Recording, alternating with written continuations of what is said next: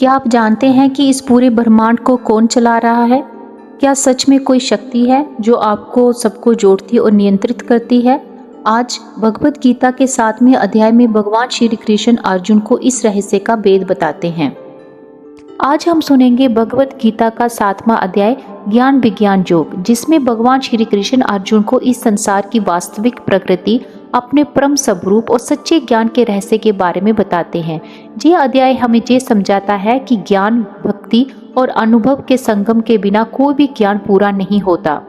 भगवान श्री कृष्ण जी कहते हैं कि अब वे अर्जुन को ऐसा ज्ञान और विज्ञान बताएंगे जिसे जान लेने के बाद इस संसार में कुछ भी जानना शेष नहीं रह जाएगा। वे बताते हैं कि संपूर्ण सृष्टि 2 प्रकार की प्रकृति से बनी है।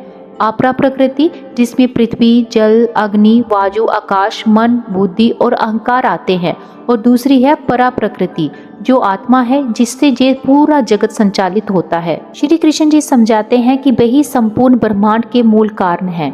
उन्हीं से ही सब उत्पन्न होता है और अंत में उन्हीं में ही विलीन हो जाता है। ये संसार गूंदे मोतियों की तरह उन्हीं पर टिका हुआ है। भगवान जी ये भी बताते हैं कि उनकी माया अत्यंत शक्तिशाली है, जिसके कारण जीव सत्य को भूलकर संसार में मोहग्रस्त हो जाता है। लेकिन जो व्यक्ति पूर्ण श्रद्धा और भक्ति के साथ उनकी शरण में आता है, वह इस माया को पार कर सकता है।